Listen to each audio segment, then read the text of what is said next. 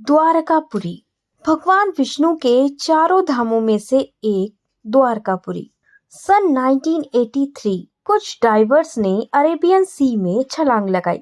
वह समुद्र में कुछ ढूंढने जा रहे थे। समुद्र की सतह के कई मील नीचे उन्हें कुछ ऐसा मिला जो बिल्कुल हैरान कर देने वाला था। एक विशाल नगरी, ऊंची ऊंची दीवारें, मूर्तियां। ऐसा लग रहा था मानो एक वेल प्लान्ड सिटी समुद्र में समाई हो। ऊंचे ऊंचे महल, दीवारें और मूर्तियां देखकर डाइवर हैरान रह गए। यहाँ के कुछ अवशेष को निकालकर जब उनकी जांच की गई तो पता चला यह अवशेष महाभारत काल के हैं। तो आइए जानते हैं आज तक रहस्यों से घिरी इस द्वारका नगरी के बारे में।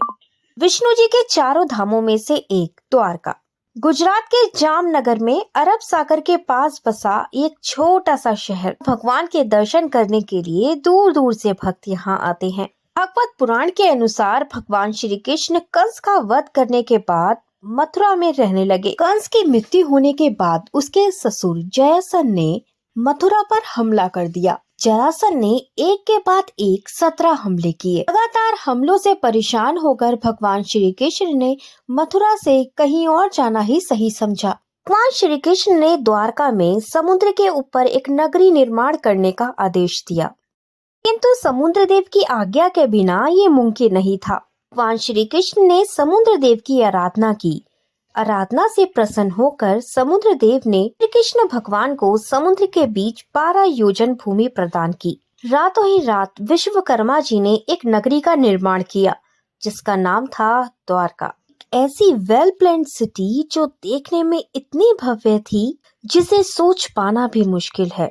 और नगर के बीचों बीच स्थित था भगवान श्री कृष्ण का महल, जो यहाँ की सबसे खूबसूरत जगह थी। जब ये नगरी बनकर तैयार हो गई तब भगवान श्री कृष्ण अपनी योग माया से अपने परिवार के साथ पूरे यादव वंश को मथुरा से द्वारका ले आए। वापस मथुरा जाकर जरासंध से युद्ध किया।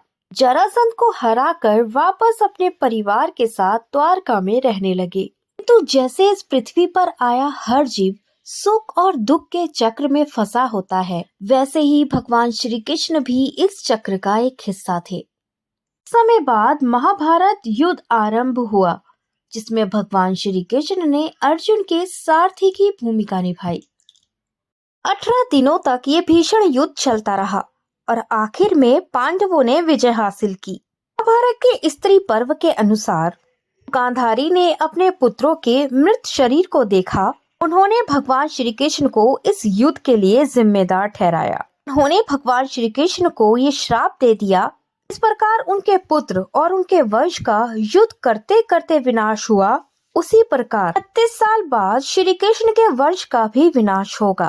भगवान श्री कृष्ण जानते थे कि उनके वंश का विनाश ऐसे ही आपस में लड़ते हुए होगा, इसीलिए भगवान श्री कृष्ण ने इस श्राप को हंसते हंसते स्वीकार कर लिया। लेकिन माता गांधारी के श्राप के साथ साथ एक ऐसा श्राप भी था जो यादव वंश के विनाश का कारण बना।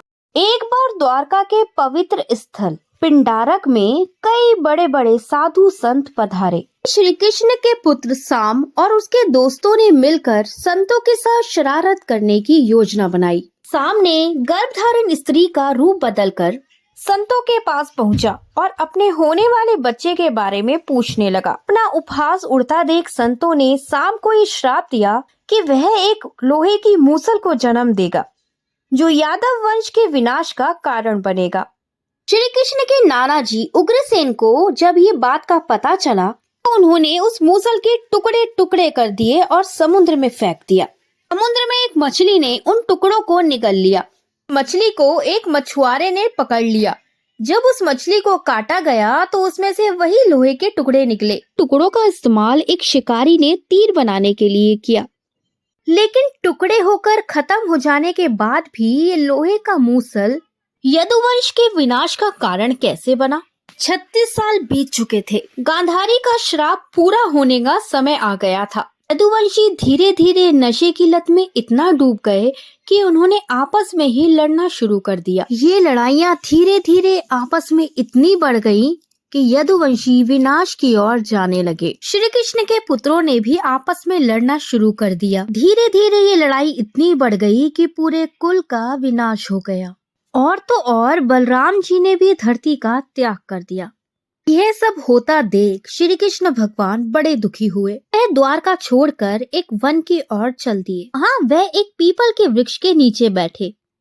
तभी जरा नाम के शिकारी ने हिरन का मुख समझकर भगवान श्री कृष्ण के पैर पर तीर चला दिया। वही शिकारी था जिसने उन लोहे के टुकड़ों से मिलाकर तीर बनाया था। प्रकाश श्री कृष्ण भगवान भी अपने लोक वापस चले गए। अर्जुन को इस बात का पता चला तो वे दौड़े दौड़े द्वारका आए। अर्जुन ये देखकर बड़े दुखी हुए। पूरी द्वारका चिता से जल रही थी। अर्जुन ने श्री कृष्ण से किए वादे को निभाया, बच्चों और औरतों को सुरक्षित बाहर निकाला। ते ही द्वारका नगरी खाली हुई। अर्जुन की आंखों के सामने भगवान श्री कृष्ण की ये द्वारका नगरी अरब सागर में कहीं खो गई। द्वारका को दो भागों में बांटा गया है, द्वारका और बेट द्वारका। हमारे पुराणों में कई सालों तक द्वारका को सिर्फ एक कहानी और एक झूठ माना गया। फिर खोजबीन करने के बाद भी कुछ ऐसा नहीं मिला जो द्वारका होने का सबूत दे सके। 1930 में इसकी खोज शुरू की गई। इसके बाद 1983 से लेकर 1990 के बीच डॉक्टर SR राव और उनकी टीम इस मिशन को पूरा करने के लिए आगे आई। काफी खोजबीन करने के बाद समुद्र में एक नगरी होने के अवशेष प्राप्त हुए, जिसमें बड़े बड़े खम्बे, मूर्तियां आदि शामिल था। लेकिन इस बात को कैसे माना जा सकता था कि ग्राउंड लेवल से इतनी नीचे जो अवशेष मिले हैं वो श्री कृष्ण की द्वारका नगरी के हैं। बात की पुष्टि करने के लिए इन आर्कियोलॉजिस्ट ने कार्बन डेटिंग करने का फैसला किया। कार्बन डेटिंग एक ऐसी प्रक्रिया होती है जिससे मिले हुए अवशेषों की सही एज का पता चलता है। डॉक्टर नरहरि ने जब उस समय का पता लगाया तो वह समय था महाभारत काल का, यानी श्री कृष्ण की द्वारका नगरी भी महाभारत काल में यानी द्वापर युग में बनी थी। इस बात का पूरा स्पष्टीकरण करने के लिए इन आर्कियोलॉजिस्ट ने इस जगह को नापना शुरू किया। ताज्जुब की बात तब हुई, उसका माप था 12 योजन। ये वही माप था जो भगवान श्री कृष्ण को समुद्र देव ने द्वारका बनाने के लिए दिया था। 12 योजन का वर्णन हमारे पुराणों में भी किया गया है, लेकिन फंड की कमी के कारण ये मिशन यहीं रुक गया। 2007 में इस मिशन को फिर से शुरू किया गया और ये मिशन आज तक जारी है। हाल ही में हमारे देश के प्रधानमंत्री डॉक्टर नरेंद्र मोदी भी द्वारका नगरी के दर्शन करने गए थे। अब एक ऐसी सबमरीन योजना शुरू की जा रही है जिससे आम लोग भी द्वारका नगरी के दर्शन कर सकते हैं। आपको ये वीडियो अच्छी लगी हो तो वीडियो को लाइक शेयर करना मत भूलिएगा। जय श्री कृष्णा, राधे राधे।